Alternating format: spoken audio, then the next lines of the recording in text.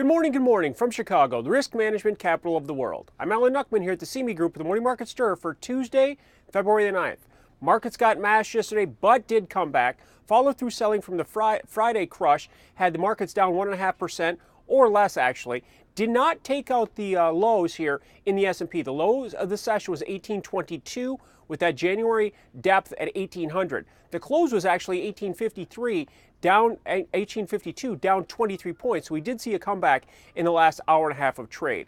Dow futures down 143, 15,988, and bouncing off that session low as well, 250 points off that intraday bottom.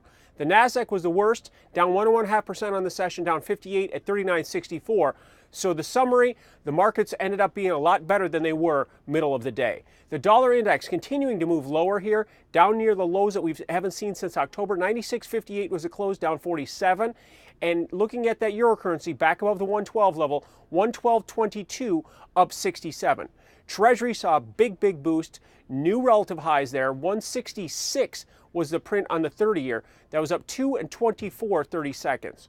Crude oil was stuck within a range, did sell off a little bit even with that weaker dollar. 29.70 right around that $30 pivot. The high was 31.40 and the low was 29.60. So still undecided to see if it wants to move above that 34 resistance or head down to 27 one more time and test those lows.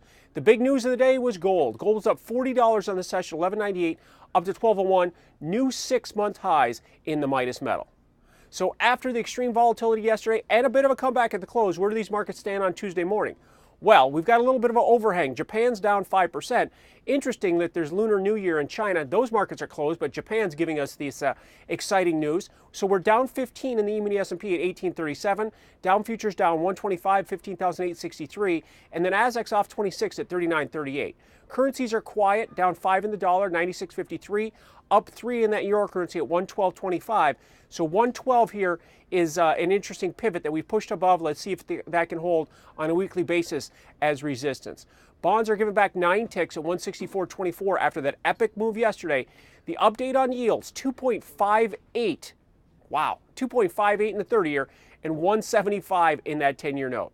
Crude oil is up a quarter at $29.95, right at that $30 threshold, and gold giving back $4, $11.94.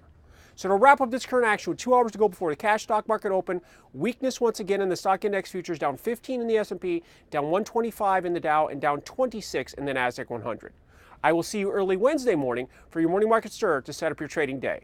Alan Nuckman here at the CME Group, where it all comes back to commodities.